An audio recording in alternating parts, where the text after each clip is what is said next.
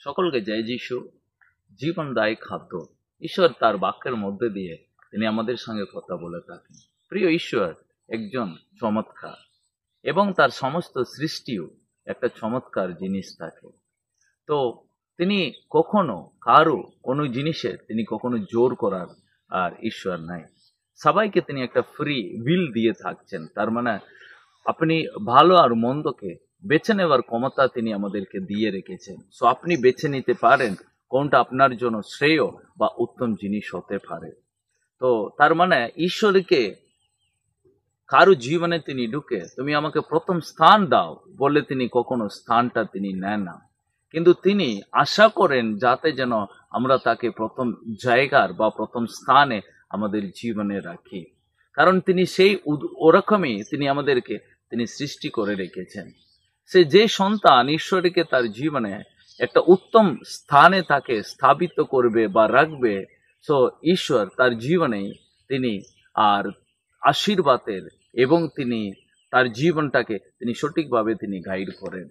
প্রিয়, পিতরের জীবনে আর সারাটা রাত পিতর মাছ ধরার চেষ্টা করেছিল, কিন্তু মাছ পায়নি। তো সেদিন যিশু তার নৌকাতে উঠলেন এবং তিনি বললেন, তো তুমি ভিতরে গিয়ে তুমি জাল ফেলো। তো পিতর বলল, প্রভু সারাটা রাত আমরা পরিশ্রম করেছি, চেষ্টা করেছি, কিন্তু আমরা কোনো সফলতা পাইনি। কিন্তু যিশু বললেন, চলো আরেকবার তুমি গিয়ে চেষ্টা করে দেখো, কারণ এবার যিশু আছেন তার নৌকায়। পিতর জাল ফেললো আর অনেক ভর্তি মাছ পেল এবং নৌকায় ভর্তি হয়ে গেছে। তার ভাইদেরকে ডাকলো, তার ভাইদের নৌকাও মাছে ভর্তি হয়ে গেছে। তো পিতর বুঝতে পারেনি আসলে এটা কি হচ্ছে। তো আমি গতকাল রাত্রি সারা রাত মাছটার চেষ্টা করেছি, কিন্তু আমি মাছ পেলাম না। কিন্তু যিশু নৌকাতে উঠলেন, যিশু একটা কথা বললেন, তাতে এত মাছ পেয়ে গেল। তো পিতর ছুটে গিয়ে যিশুর পায়ে পড়লেন।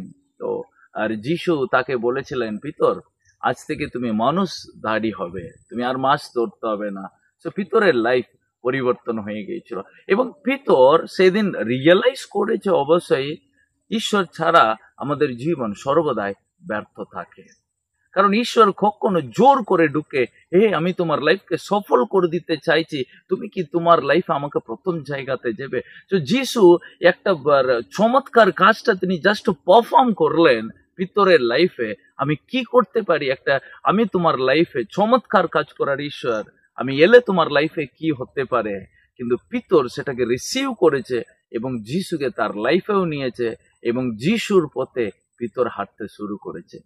তো তাই যিশু আর মাতি পুস্তক 6:33 পথে তিনি স্পষ্ট তিনি বলেছিলেন সর্বাগ্রে তার রাজ্য ও ন্যায় বিচার প্রতিষ্ঠার জন্য তৎপর হোক, তাহলে এসব তিনি তোমাদের জুগিয়ে দেবেন। ওকে, সো যিশু এখানে বলেছিলেন সর্বাগ্রে, তার মানে ফার্স্ট সবকিছুতেও তুমি তার রাজ্য আর ন্যায় বিচারের প্রতিষ্ঠার জন্য তৎপর হোক। তার মানে ঈশ্বরের রাজ্যের জন্য তোমার লাইফকে তুমি প্রথমে দিয়ে যাও। তো প্রিয়, আমি যখন আর প্রভুর সেবা করার ইচ্ছা ছিল, তো আমি চাইছিলাম আমি প্রভুর জন্য কি করতে পারি, প্রভুর সেবাটা আমি করতে চাইছি। তো আমি পার্ট টাইমে করেছিলাম, আমি চাইছিলাম ফুল টাইমে আমি করতে চাইছি, কারণ পুরোপুরি প্রভুকে দিতে চাইছি। তো তখন আমি প্রভুকে বললাম, প্রভু আমি কি করব, আমি চাকরিটা ছেড়ে দিয়ে আমি তোমার সেবা করতে আসব। তো আমাকে চুজ করতে হয়েছে, কারণ আমি প্রভুর সেবা করতে চাইছি। তখন আমি এই জগতের চাকরি ছেড়ে দিয়ে আমি প্রভুর সেবার জন্য আমি নিজেকে আর তৈরি করে নিলাম। সো প্রভু আমার সামনে অপশন রেখেছিলেন, সেইটাকে আমি বেছে নিলাম এবং প্রভুকে আমার লাইফে পুরোপুরি প্রথম স্থান দিয়ে রেখেছি। তো আমি আজকে বলতে পারি সেদিন যেদিন আমি চাকরিটা ছাড়ে এবং প্রভুর পথে নেমেছি, তো আজ পর্যন্ত প্রভু আমার জীবনে প্রথমেই থাকে। তো তিনি গাইড করেন, তিনি জুগিয়ে দেন। কারণ এখানে যিশু বলেছেন বাকি সবই তুমি তার জন্য, তার রাজ্যের জন্য তৎপর হও, তাহলে তিনি তোমাদের জুগিয়ে দেবেন। So he will provide. তো আপনাকে প্রোভাইড করতে হবে না, তিনি জুগিয়ে দেবেন। লাইক পিতরের নৌকায় মাছে প্রভু ভর্তি করে দিয়েছে, তার জন্য এক্সট্রা কোনো পরিশ্রম নাই।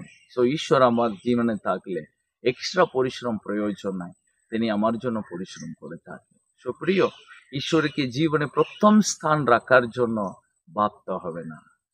এবং তিনি কখনো জোরও করে না তোমার জীবনে আমি প্রথম থাকতে চাই।